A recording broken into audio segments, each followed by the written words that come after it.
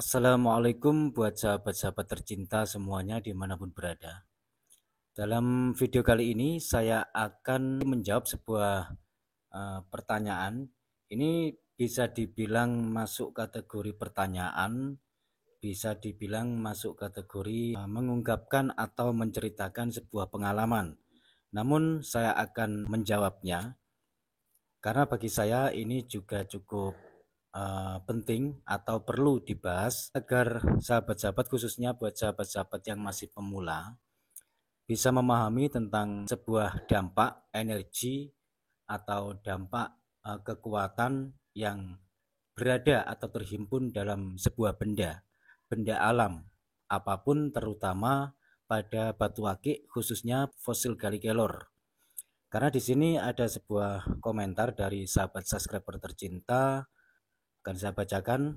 Ini komentarnya dari Pasha Pratama. Aku juga punya yang seperti itu, Bang. Tapi jarang aku pakai, energinya panas, gampang emosian. Nah, itu komentarnya. Ya, langsung saja untuk energi memang bervariasi, memang berbeda-beda. Setiap benda apapun menghimpun energi secara alami, dan setiap energi dari benda satu ke benda lainnya itu memang ada perbedaannya. Entah itu sedikit atau banyak, yang jelas ada perbedaannya. Baik itu pengaruh dari warna sebuah benda, bentuk dari sebuah benda, ataupun dari jenis dari benda tersebut. Itu memang berbeda-beda. Ini yang secara alami, teman-temannya. Ada juga memang himpunan energi alami yang terdapat pada sebuah benda, yaitu batu akik atau fosil Gallikelor. Itu memang berbeda-beda. Tapi kalau untuk jenis fosil Gallikelor, itu lebih dominan, lebih cenderung, energinya meneduhkan juga menenangkan. Energi yang secara alami yang terkandung pada fosil Gallikelor memang begitu. Lalu kalau dari jenis batu akik lainnya, entah itu dari batu yang berwarna merah madu, batu yang berwarna merah darah, hijau, biru, putih, dan lain sebagainya, itu juga berbeda-beda. Ada juga batu akik yang mempunyai energi, karakter energinya itu cenderung atau dominan lebih ke energi yang agak kasar, atau ada juga yang energinya agak panas, sehingga mempengaruhi pemakainya, baik mempengaruhi dari psikologisnya, kejiwaannya, dan lain sebagainya, termasuk mempengaruhi dari kestabilan emosi dari pemakainya. Entah itu dirasakan secara langsung atau tidak, yang jelas sedikit banyak itu pasti ada efeknya. Karena energi yang terhimpun dalam sebuah benda apapun itu menyebar atau mempengaruhi di sekitar benda tersebut.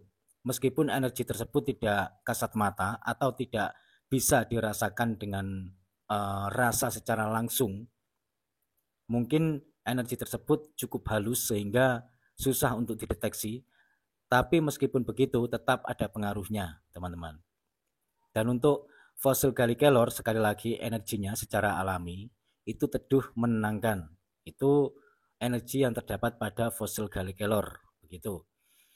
Lalu kenapa komentar dari sahabat subscriber tercinta ini kok merasakan fosil Gallikelor yang dimilikinya mempunyai, tentunya dari fosil Gallikelor yang mempunyai badar emas, atau fosil Gallikelor yang mempunyai urat emas, atau juga fosil Gallikelor yang mempunyai pasir emas. Karena ini komennya di video yang saya mengulas pada fosil Gallikelor yang mengandung badar emas dan pasir emas, begitu ya. Untuk fosil Gallikelor, jika dirasa mempunyai energi yang cukup panas sehingga mempengaruhi kestabilan emosinya, menurut pemahaman atau pandangan dari sesepuh-sesepuh zaman dahulu atau dari para ahli zaman dahulu yang pernah saya dengar dan pernah saya tanyakan, memang itu juga ada. Itu ternyata menurut beliau-beliau itu pengaruh dari sebuah kodam yang menghinggapi atau yang menghuni atau yang bertempat di batu akik tersebut, yaitu batu fosil Gallikelor. Lalu apakah energi dari kodam tersebut, jika itu hawanya panas atau bisa mempengaruhi kestabilan emosi kita, sehingga kodam tersebut itu dari golongan yang negatif? Tidak, teman-teman. Karena energi panas ada dua, yaitu energi yang panas yang dari positif juga yang dari negatif. Dikarenakan setiap energi itu tidak luput dari energi panas, dingin atau hangat atau min dan plusnya, ibaratnya begitu. Kira-kira begitulah. Lebih gamblangnya atau lebih singkatnya. Mudah-mudahan bisa dipahami sendiri ya apa yang saya maksud. Lalu kenapa kodam yang menghinggapi fosil galikelor itu, jika kodam tersebut benar-benar positif, itu kok energinya panas? Nah, ini perlu digarisbawahi. Pada dasarnya, energi yang dikeluarkan dari sosok kodam, entah itu, jangankan kodam, dari energi yang alami pun juga ada energi positif yang hawanya panas.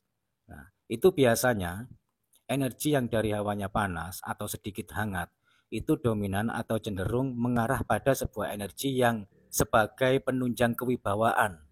Biasanya begitu.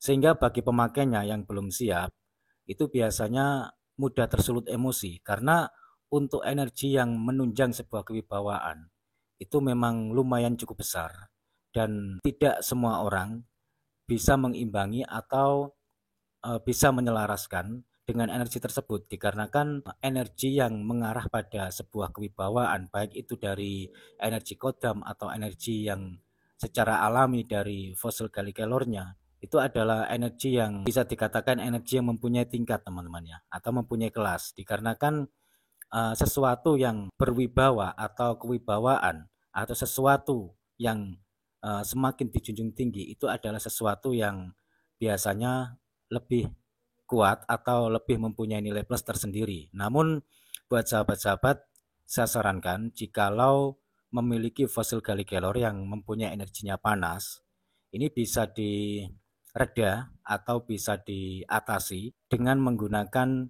media minyak.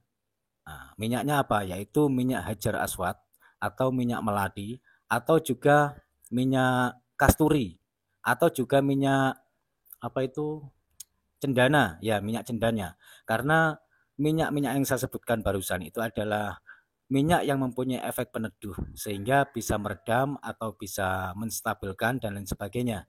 Gitu. Ya sekian dulu dari saya, kurang lebihnya saya mohon maaf atas keterbatasan saya dan sekali lagi saya mohon maaf apabila ada salah kata. Wassalamualaikum warahmatullahi wabarakatuh. Rahayu. Salam budaya.